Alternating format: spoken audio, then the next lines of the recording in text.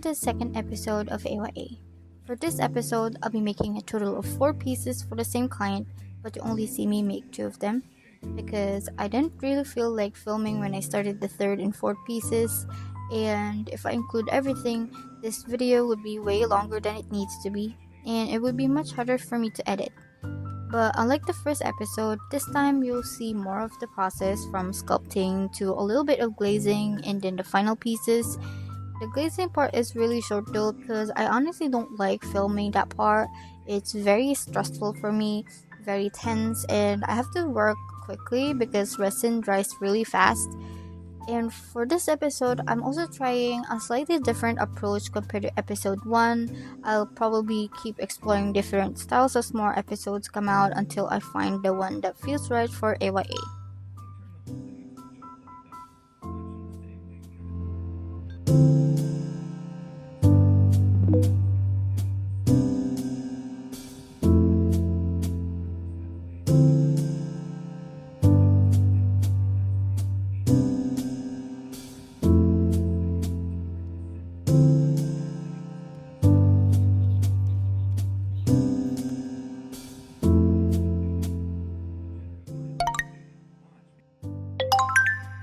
Chapter 1: Raw Beginnings.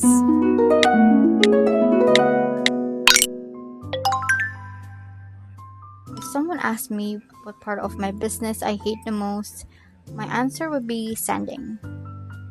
It's very boring, it's tedious, and it hurts my hand a lot. Holding sandpaper for a long time exhausts my hands so much, and my electric sander is just way too loud. I really don't like it, so because of that, I try to sculpt my pieces as if they're already close to the final stage, even when it's just the first form. That way, sanding becomes much easier and much faster later on.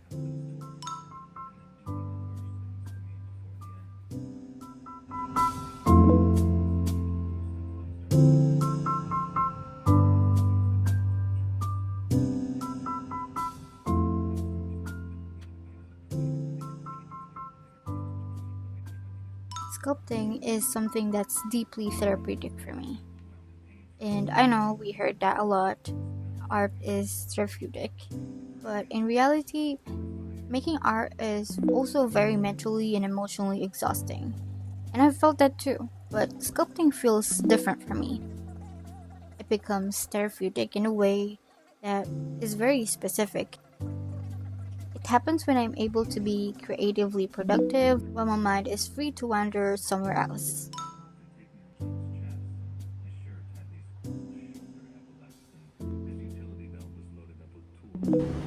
Looky, I'm done sculpting Psyduck. Not really done, I still have to add the hands or the fingers. I'm waiting for it to dry partially so I could modify the mouth, especially this part. We're going to wait, and while we're waiting, we're going to sculpt the other Pokemon.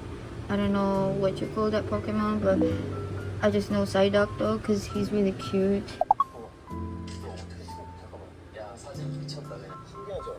자, 나도 해볼게. 표정 다 했다. Okay. Usually, I've already done all the overthinking before I even start sculpting, and I'm pretty sure I'm not the only one who rehearsed the whole process in their head first. So by the time I sit down at my desk, my hands already know what to do, and my brain is free to go do her own little side quest. By rehearsing the sculpture in your head first, you reduce a lot of trial and error later. I usually try to imagine the piece from different angles, almost like rotating it in my head.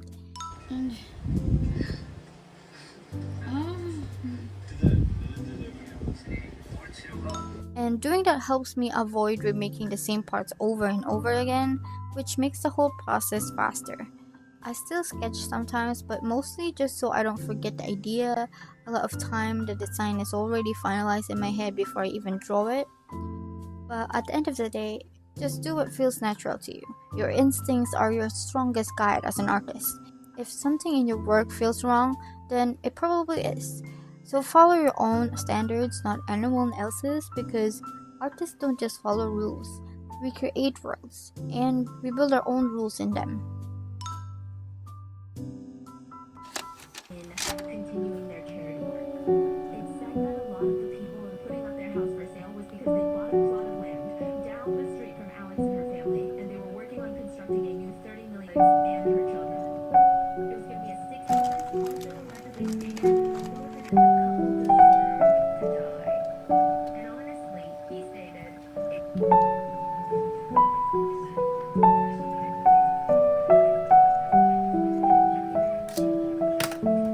Carrie.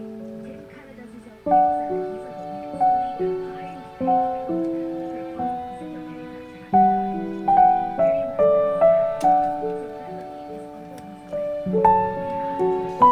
was like, and it took 2 years, kids. Pharmacies back into place was a new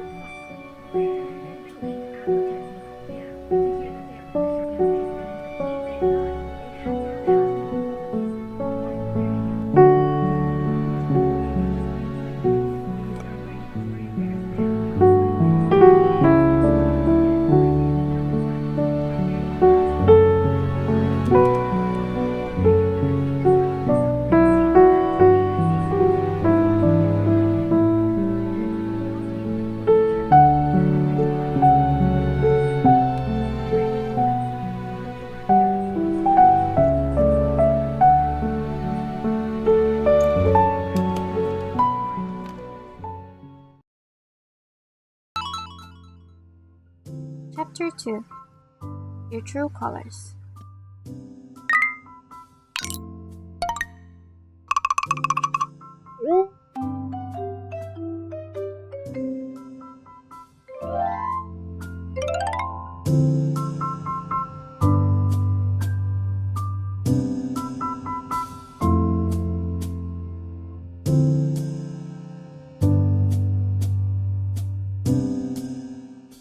I think that connects to something I get asked a lot.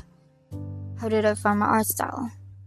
And how do I find my inspiration? How do I know what to sculpt? The answer is just stay true to yourself. Pay attention to what your eyes are naturally drawn to, the colors you like, the elements that feel complete to you, the shape you enjoy working with, and the texture you like touching. And I know that sounds complicated because it is. It takes time to really understand those things about yourself. So, if you don't know where to start, just start with the easiest one: your colors. I think being consistent with your colors naturally leads you to your art style. Once you know your colors, you start choosing elements that match them. If you like green, you'll probably be drawn to grass, plants, or fruits, and maybe even muted, earthy tones. If you like red, you might use a lot of roses or strong details that stand out, and those things slowly become part of your identity. And for me, I like browns, so I end up making a lot of things like trees, logs, vintage objects like suitcases, just a lot of woody textures.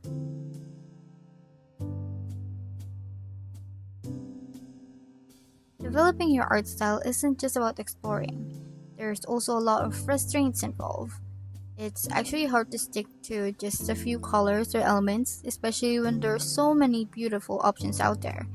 But your art isn't just about what looks good. It's about what feels most true to you. For me, I tend to use the same shades across my pieces, the same green, the same brown, the same red, even when I'm painting commission pieces. And I still try to stay consistent unless the client asks for something specific. And if you can't find the exact color you want, you can always mix your own. And I do that all the time.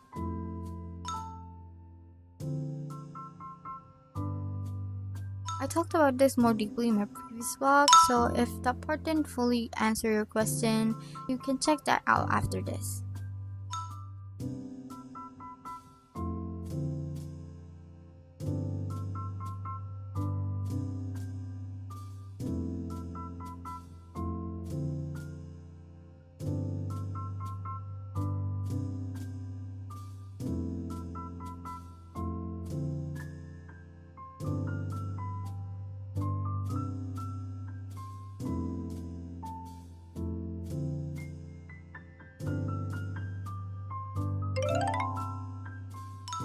Since this is a long video, I've kind of run out of things to say about the previous topic. So let's talk about the pieces and its process. The sculpting part of these pieces was actually one of the smoothest process compared to my other commissioned work. The client was very easy to talk to, even though with multiple details and few changes here and there. They were very clear and direct with their instructions. I sent the sketches for the first 2 pieces. Everything was approved and I made them exactly as planned. But I'm not gonna sugarcoat this. This was also one of the most stressful times of the year for me. Not because of these pieces specifically, but because this happened around November to December. And those months are always very hectic for me. At that time, I had multiple commissions lined up, and I think I had around 11 pieces I needed to finish before December. And this isn't the client's fault at all. If anything, it was completely on me. I did manage to finish all 11 pieces on time, but behind the scenes, outside Little More, there were a lot of things happening in my life and in my corporate work, so it was just a lot. If you watched my previous vlogs, you will know what exactly I'm talking about. After the sculpting part, that's where the hiccup started. The first one was when I messed up the resin coating for the first 2 pieces, and I had to delay the shipping for a couple of hours to redo the coating. But I'm glad I managed to notice the error before shipping it. Even though we had to adjust the shipping address and I had work later that night, the client was very patient with me and I still have a few hours of sleep. I shipped the first 2 pieces since they were urgent and the other 2 were to follow. The second and major hiccup was also completely on me. I talked about taking notes when doing commissions in the first episode of AYA. Especially when there's a lot of details and changes added after a sketch we need to be mindful about, because no matter how beautiful and amazing our brains are, we cannot remember everything, especially when you're working on multiple pieces at once. And my mistake was not taking notes further into the conversation, and not looking at my notes enough as much as I should have. And the cause of it, I mixed up details and forget the other. I ended up taking one major element that was meant for the 4th piece and attached it to the 3rd piece instead, completely bypassing the initial design for the 3rd piece, leaving the 4th piece missing an important detail. And again, it was completely my fault. So this was a lesson learned for me. Since then, I've been more careful with instructions. I try to read the conversations multiple times every time I'm working on a commission piece, and I realized that I can never 100% trust my memory anymore. I knew it was bad before this, but now it just really confirms it. Thankfully, the client was very understanding. They told me they still love the piece, but I'll be honest, I was still disappointed in myself. It was a big mistake, and I just hope I didn't disappoint them too much. Also, I learned one very important lesson from this journey. Although I'm very, very grateful about receiving multiple commissions from different clients, sometimes one order is a blessing. It lets you slow down and pour your everything into one piece. When I was still starting as an artist and have my pre-orders open, I barely had 1 order a month. But those times were the moments where I got to connect with my pieces that I still sculpt till this day. So to the people who supported and believed in my pieces back then, when I barely have anything to show, thank you. And to the people who still trust me now and will trust me in the future to create something meaningful for them, I'll do my best to take care of that trust just a little more.